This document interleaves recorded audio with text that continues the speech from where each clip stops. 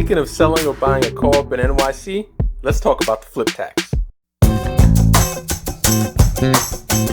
Welcome home.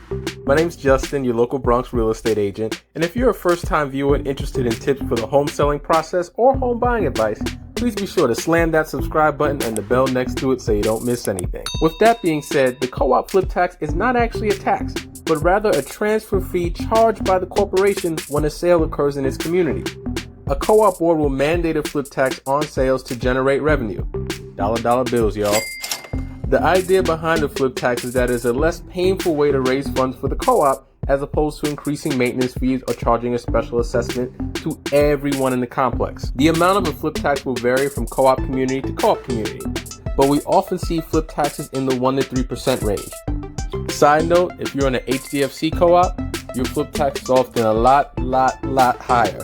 We're talking about 30 to 50% of your profits higher. I'm sorry.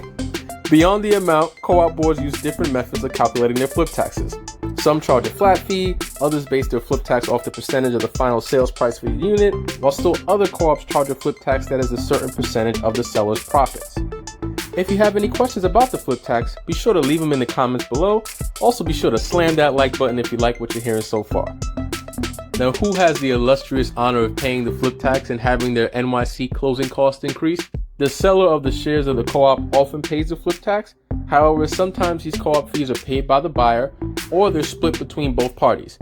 Your contract of sale will always detail who is responsible for paying the flip tax at your closing. If you want more information on how to sell an apartment or buy your Bronx co-op, including an overview of the co-op sales process and helpful tips, there's a free guide that you can download using the link in the comments and descriptions. Lastly, be sure to slam that subscribe button again if you haven't done so already, so you can keep getting the real on Bronx real estate.